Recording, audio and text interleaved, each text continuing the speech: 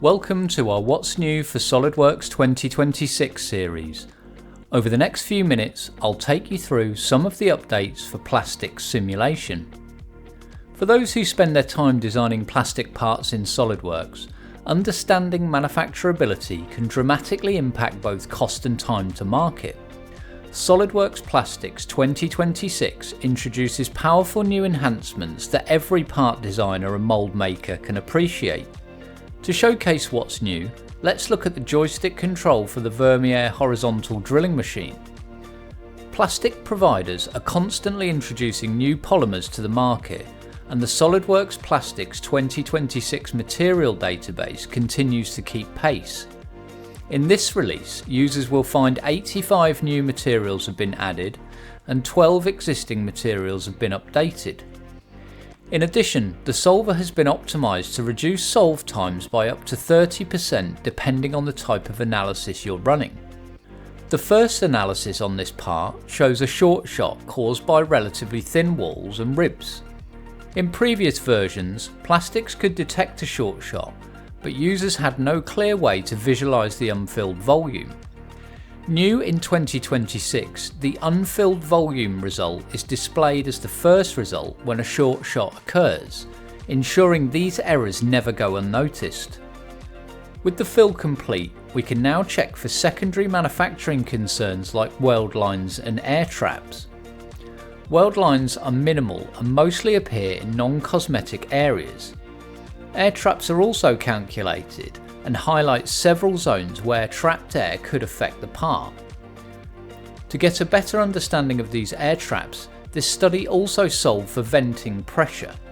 Results show a high pressure region at the top of the part, reaching around 3 MPa.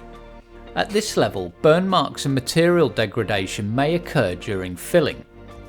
In past versions, venting could only be defined at vertices, but in real moulds, vents often follow split lines and edges where air naturally escapes. New in 2026, users can now define edges for venting. In this example, rib vents and parting line vents have been added.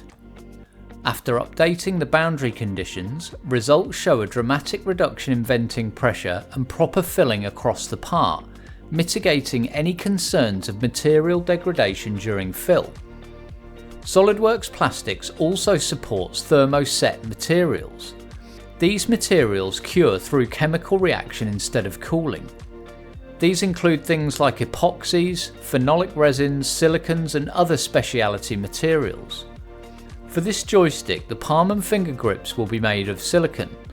This requires a Thermoset definition pulled from the material database or defined by the user.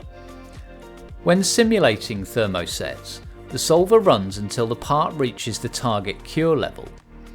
New in 2026, a parameter called volume percentage above target curing at ejection has been added. This ensures that the parts are properly cured before the ejection takes place, providing valuable insights into cycle times and preventing unwanted warping or breakage after ejection takes place. SOLIDWORKS Plastics 2026 helps designers and mould makers ensure parts are manufacturable, reliable and ready for market with an updated material database, solver performance updates, a new unfilled volume plot, edge venting analysis and a new parameter for Thermoset materials. Thank you for joining us for this year's updates to SOLIDWORKS 2026. Be sure to have a look at the What's New documentation for more further updates we didn't feature.